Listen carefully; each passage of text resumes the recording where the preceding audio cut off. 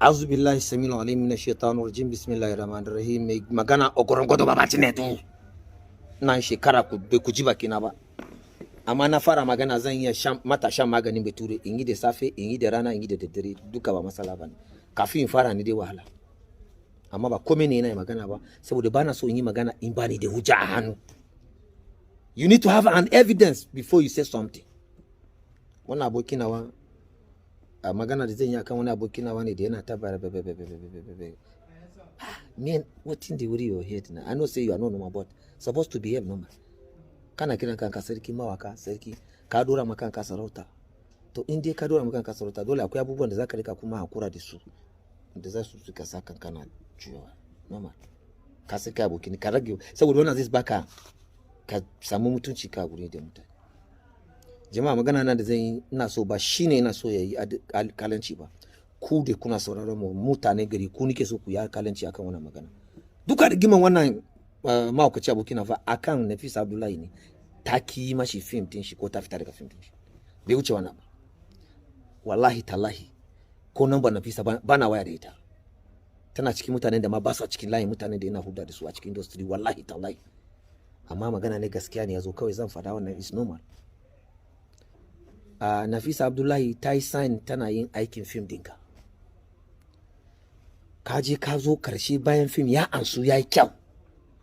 Ka je ka anshi kudi ka sai da film kana America ka sai da film. Ka kawo tallan kamfanin taki mutum yana cikin film ka ba shi 500,000 ko 600,000. Ka je kai kuma ka anshi miliyan 100 ko miliyan 150 kawai yana cikin film sai a kawo mishi tallan wani abu kawai a cikin film din ba wai a cikin channel din ba. Ko kuma a cikin fim na sa su rika tallan abu na gwamnati. Tallan gwamnati wannan is normal. Ko tallan me zaka iya yi ma a cikin fim ɗinka wannan bai hana bai karya kaida na fim ba. Amma su aktocin da suna aiki a cikin fim din ya kamata a sanar da su cewa fim din nan yanzu ya karkata ne wurin tallan gwamnati. Kowa ya sani kai ba masoyin gwamnati bane, ba ka yin gwamnati. Ba mai kaunanta bane amma saboda kuɗin da ka sha miliyan daruruwa ka zo kana talla aikin gwamnati a cikin mutane da kuna kallo film din ku je ku duba an baka duba ba ku ga a cikin wannan film nasu ana talla gwamnati ko kariya nake ko gaskiya ne kuma ku duba wannan din shi ku gani a cikin abubuwan shi gaba daya akwai inda yana yin harkan gwamnati shi baya harkan gwamnati amma gwamnati ta biya shi miliyan daruruwa ya sake da talla gwamnati a cikin film din shi yana talla gwamnati yayi da abubuwan da ta yi na ma da wane ne ku je ku gani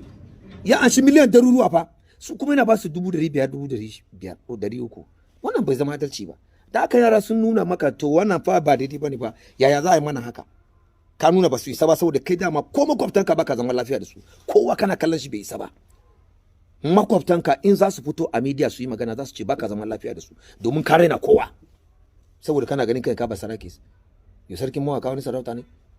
akwai sarkin Daudu ma akwai sarkin karo shi ma ya zo kuri wannan sarki kowa akwai sarkin shi sarkin gari sarkin tasha ba wanda babu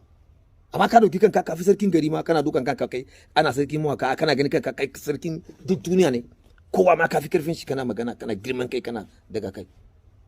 ka saya kai film din ka fito mana kai inda film din ka zai ansu yanda tunda yanzu ka fara acting kana so ka ansu kana so a taimake